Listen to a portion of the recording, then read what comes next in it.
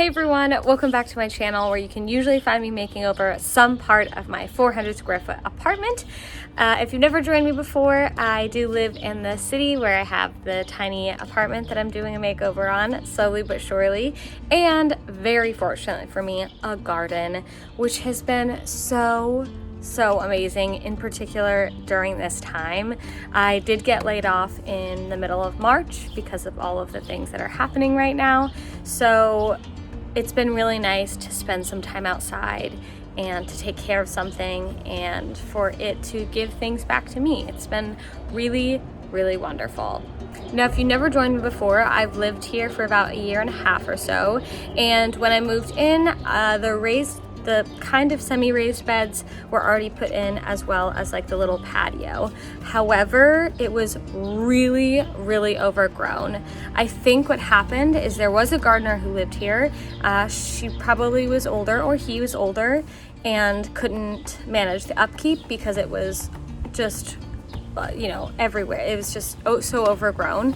So last year I took to it and I cleaned the area up, and I planted some climbing roses along my chain link fence to cover that part because I don't like the chain link fence, as well as some lavender.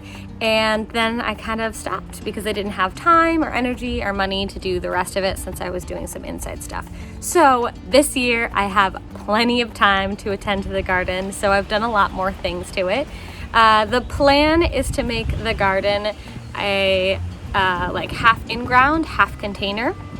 Reason being is I live in the city and I don't want to grow any food, which I'm very excited to grow in the ground. I want to grow them in raised beds so that I can control the soil that they grow in, and there's less variables altogether.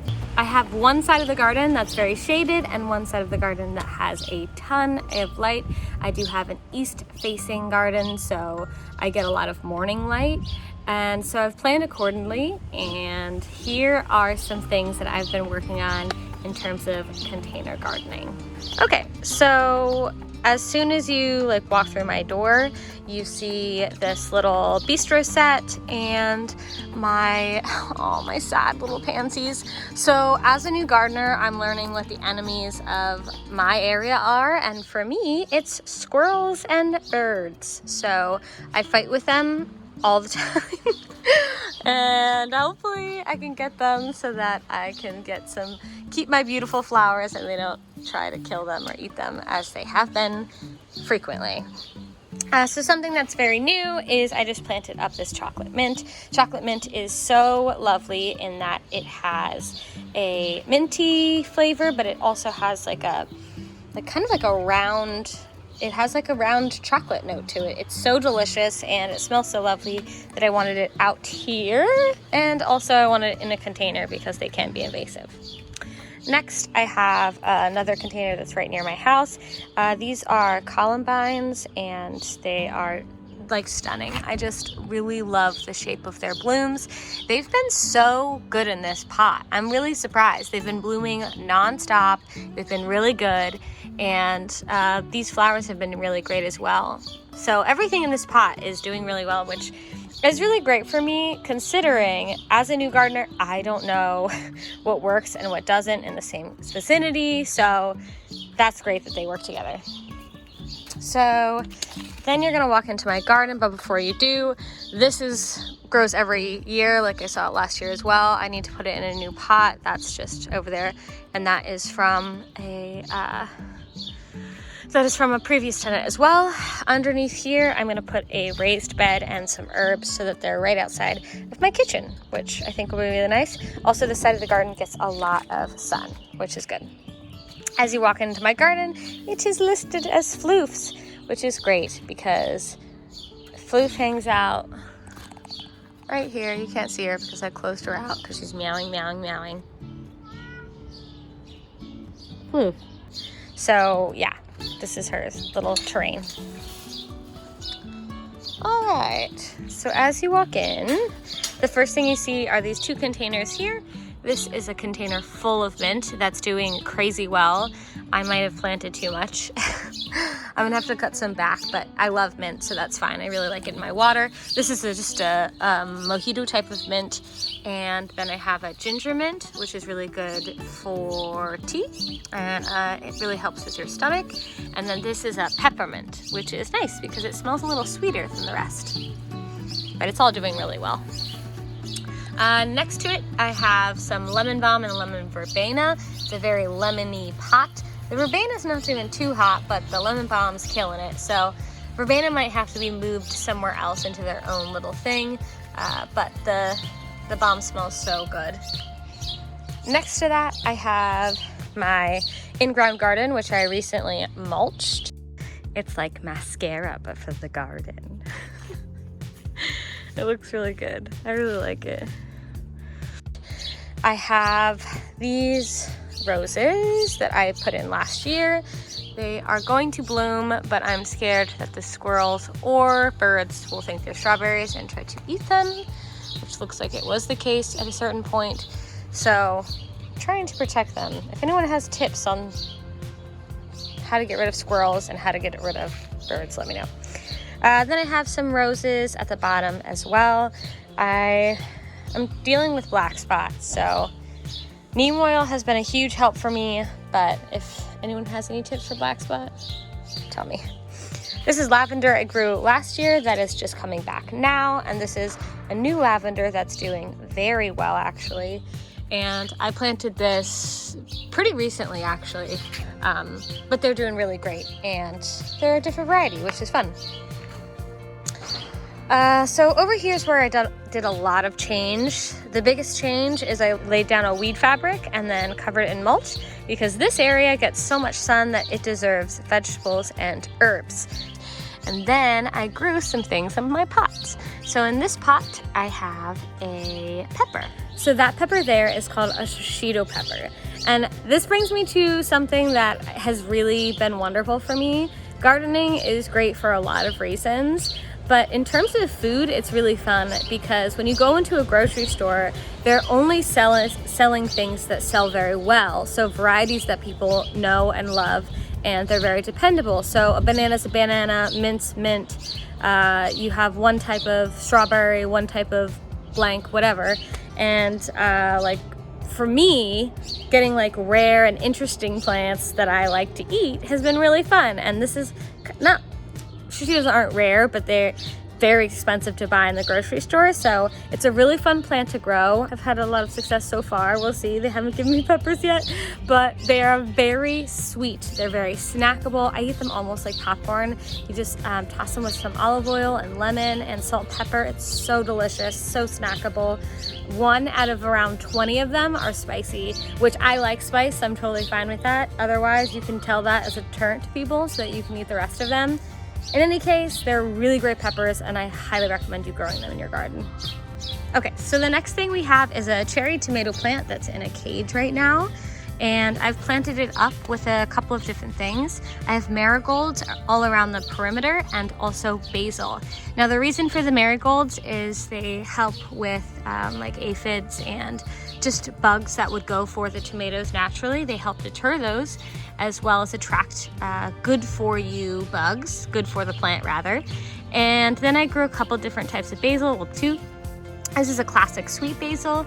It's just really nice and fragrant and lovely. And then a purple basil, which is totally different. It's pretty like spicy. It almost has like a clove taste to it, but it's really wonderful. It's beautiful. It tastes really nice and interesting in salads. And yeah, I think that's a really fun pot to grow. I will say that I've heard from some gardeners that planting basil next to your tomato plants makes them taste better. They're maybe like a little sweeter. So I'm excited. We'll see what happens. Next to that, I have a rosemary bush. I kind of want to grow this pretty big because I love the smell of rosemary. It just smells so nice. So I want it kind of its own pot. It might get a little bigger. We will see. This is a tester. I don't know if this will work. I do live in a zone 7B, so it's definitely gonna be an annual, but I don't even know if it's gonna do well in this spot. We're gonna gun for it, but it's eucalyptus. It smells so good, and it's really nice to put in your shower, and it is really nice in arrangements as well. It's really beautiful. This is bee balm or wild bergamot. It's great in tea, and their leaves are just wonderful. It's also a really lovely pollinator. Okay, over here I have some chamomile planted up with some stevia, and this chamomile sat here for a minute. I don't know how well it's gonna do. Fingers crossed that it does okay in this amount of sun and planted with this plant, but we will see. I know that the chamomile wants to be planted. It can flower in the sun. It can do for shade as well, but the stevia loves sun, so we'll see. We'll see how this spot works for them. If not, it's in a container, so I can move them. This is something that I'm struggling with. It's the squirrel. It's just such a squirrel mess. Maybe I should cover that more. So I have a jasmine, a climbing jasmine. It smells really wonderful when it's all blooming. We have a couple. It looks like it's spent a little bit, but there's still some new growth on there. So it just smells really lovely, and so does this. I have no idea what this plant is called, but it smells really good, like candy almost. This is a shade garden that I will be working on in my next video. So I have a bunch of plants from bluestone perennials and things that the previous tenant had that I will be planting in the ground. Some heuchera, just some shade loving perennials that will like being in the shade, like having that spot. And last but not least, I can't wait to plant these again with like choosing your own vegetables and things that you enjoy to plant. So this is a red shiso, and it's kind of like a Japanese mint. It has like a cinnamon clovey taste to it, but it smells so good, and it pairs really well with like salads and fish. It's great. One more thing that I have is pumpkin. How cute is he? He's so cute. I'm really excited about this because it's something that I wouldn't try normally, but when I get my deeper raised beds, I think it'll be really fun in August to have my very own pumpkin or two to carve. I don't need a lot of the plants, but I think it'd just be really fun to have and fun to grow and to test me and see if I can make it happen. All right, that's all I really have for you today. Thanks for touring the garden with me. I have a lot of new things to do to it. I'm very excited about the shade garden, which will be in the next video, and my big raised beds, which will allow me to grow actual vegetables, which is just making me so excited. It's such like a personal experience because I'm growing everything that I like. I really love roses. I really love lavender. I really love teas. And I'm excited to grow the things that I like to eat as well, like mixed greens and cucumbers and all that things. So I'm pumped. This has been so good for me, like healthfully and mindfully. It's just a wonderful thing to get into. I highly recommend, if you have any space at all, to try your hand at gardening. It is challenging and disappointing at times, but I found it to be super therapeutic. Yeah. Anyway, if you like these type of videos and you'd like to see more, please like, comment, and subscribe, and I'll see you in the next video.